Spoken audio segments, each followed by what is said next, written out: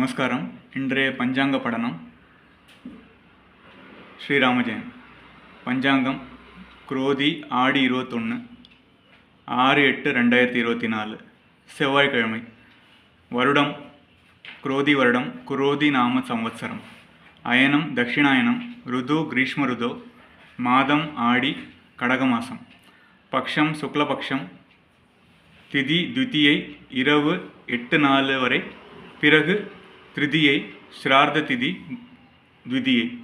நாள் செவ்வாய்க்கிழமை, பௌமவாசரம். நட்சத்திரம் மகம், மாலை 6:41 வரை, பிறகு பூரம். யோகம் சித்த யோகம். கரணம் பாலவம் கௌலவம். நல்ல நேரம் காலை 10:45 to 11:45 அண்ட் மாலை 4:45 to 5:45. ராகு காலம் பிற்பகல் 3 to 4:30.